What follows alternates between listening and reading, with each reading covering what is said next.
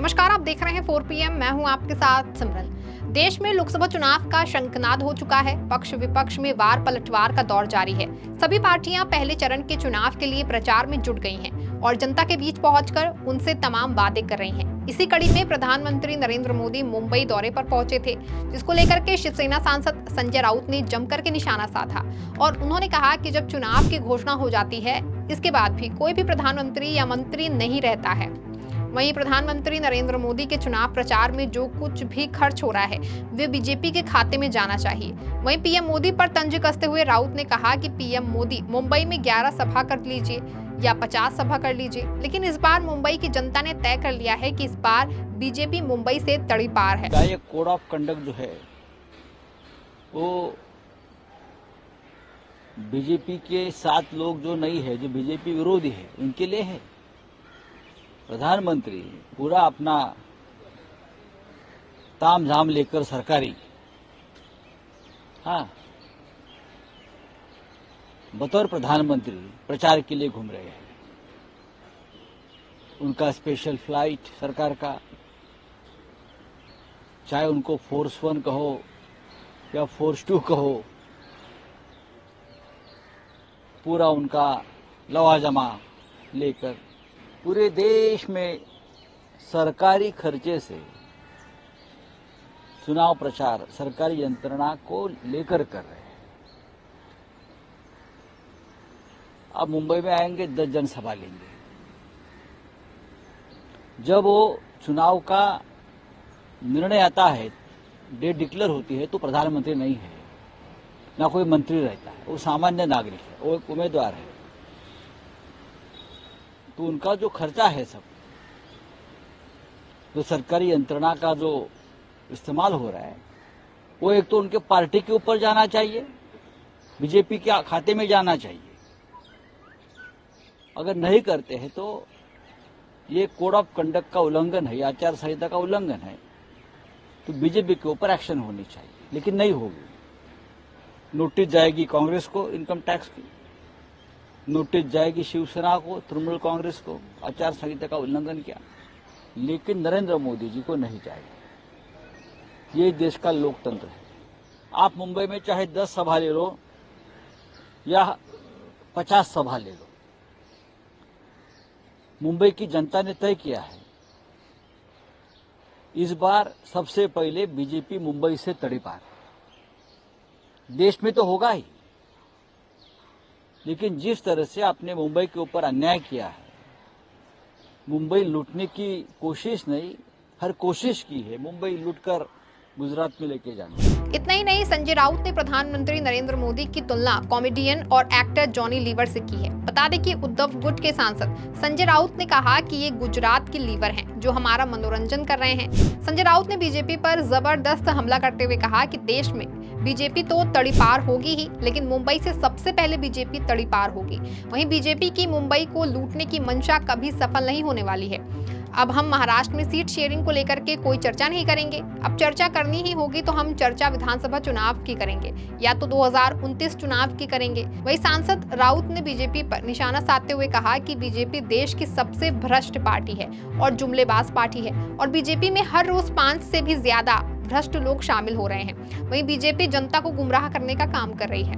मुंबई के मध्यम वर्गीय मिडिल क्लास लोगों के साथ जो छल कपट किया है, तो नरेंद्र मोदी आकर यहाँ आकर क्या कहेंगे? जिस तरह से अपने धारावी अडानी को बेच दिया, जिस तरह से धारावी के साथ साथ मुंबई बेचने की अडानी को आपकी साजिश है, तो मुंबई कर आपको वोट क्यों दे? आप आइए, प्रधानमंत्री है, अभी भी आपको लगता है कि आप प्रधानमंत्री, लेकिन अभी आप प्रधानमंत्री नहीं है।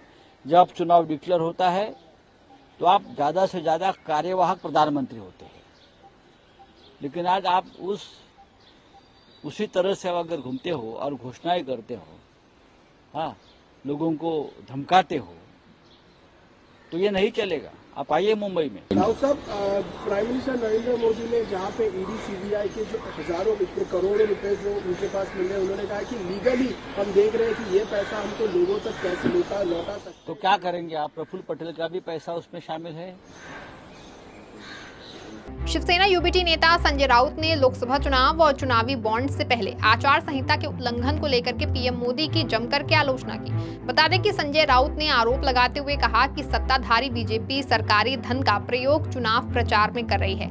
इतना ही नहीं, राउत ने आगे कहा कि क्या आचार संहिता सिर्फ बीजेपी विरोधियों के लिए है। वहीं प्रधानमंत्री नरेंद्र मोदी आचार संहिता लगने के बाद भी सरकार के सभी संसाधनों का प्रयोग कर रहे हैं और बीजेपी के लिए सरकारी धन का प्रयोग कर रहे हैं, जिसके चलते आचार संहिता के उल्लंघन को लेकर बीजेपी के खिलाफ कड़ी कार्रवाई होनी चाहिए। लेकिन नोटिस सिर्फ कांग्रेस, शिवसेना और टीएमसी को दिया जाएगा, वहीं प्रधानमंत्री नरेंद्र मोदी को नोटिस नहीं दिया जाएगा। इसके अलावा बीजेपी के चुनावी बॉन्ड के मुद्दे पर प्रधानमंत्री नरेंद्र मोदी के चुप्पी को लेकर भी जमकर हमला बोला और राउत ने कहा कि प्रधानमंत्री मोदी ने एक रैली के दौरान कहा था कि वो भ्रष्टाचारियों को नहीं छोड़ेंगे, लेकिन यही सबसे बड़ा मजाक है। भारतीय जनता पार्टी देश की सबसे बड़ी भ्रष्ट पार्टी है। वहीं अगर चुनावी बॉन्ड घोटाला है या नहीं, अगर भाजपा में हिम्मत है तो प्रधानमंत्री नरेंद्र मोदी चुनावी बॉन्ड पर टिप्पणी करने दें। छगन भुजबल 70,000 करोड़ का सिंचन घोटाला, हसन मुशर्रफ, हाँ, और कौन से नाम मैं लेना चाहूंगा, आप बताइए मुझे। आज प्रधानमंत्री ने कहा है किसी रैली में, लगता है मेरठ में, कि भ्रष्टाचारियों को नहीं छोड़ूंगा। आज कहा है ना, ये तो एक सबसे बड़ा जोक्स मोदी मारते हैं दर दिन। अब बहुत ही जॉनी लीवर के बाद अगर कोई यहाँ राजू श्रीवास्तव बेचारे नहीं है, लेकिन जॉनी लीवर के बाद ये गुजरात का लीवर है जो हमारा मनोरंजन कर रहा है। भ्रष्टाचारियों को नहीं छोड़ेंगे, ये मोदी जी बोल रहे रैली में मेरठ के, और उनके अगल बगल में 10 भ्रष्टाचारी बैठे हैं। उनके पार्टी में दर दिन एवरेज 5 भ्रष्टाचारियों का प्रवेश होता है। वो भी ऐसे भ्रष्टाचारी नहीं, नामचीन भ्रष्टाचारी, जैसे नामचीन गुंडे होते हैं ना, वैसे नामचीन भ्रष्टाचारी। आप उनका क्या करोगे? वो तो आपके बगल में बैठेंगे, आपके साथ घूमेंगे फिरेंगे, आपके सरकार में शामिल होंगे। आप उनके ऊपर के उनकी जो क्राइम फाइल है वो क्लोज करेंगे और दुनिया को आप ज्ञान देंगे। सबसे ज्यादा भ्रष्टाचारी अगर कोई होगा इस देश में तो भारतीय जनता पार्टी है। आप इलेक्टोरल बॉन्ड पर अब तक कोई आपका कमेंट नहीं है। आप कौन सा भ्रष्टाचार खत्म करना चाहते हैं?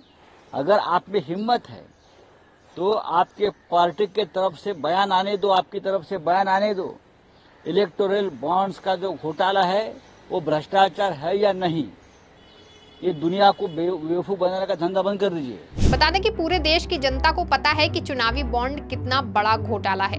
बीजेपी ने चुनावी बॉन्ड के सहारे देश में बड़े स्तर पर भ्रष्टाचार किया है, इसीलिए भाजपा चुनावी बॉन्ड के मुद्दे पर चुप है और कुछ भी बोलने से बच रही है, क्योंकि बीजेपी के पास चुनावी बॉन्ड को कवर करने का कोई विकल्प नहीं है। अब तक प्रधानमंत्री मोदी चुप्पी नहीं साधे रहते, अब तक जनता के सामने आकर नई जुमलेबाजी शुरू कर देते, क्योंकि पीएम मोदी किसी भी मुद्दे पर कभी इतना शांत नहीं दिखे हैं। इस खबर में फिलहाल बस इतना ही। ऐसी बड़ी तमाम राजनीतिक खबरों के लिए बने रहें और देखते रहें 4PM महाराष्ट्र। धन्यवाद।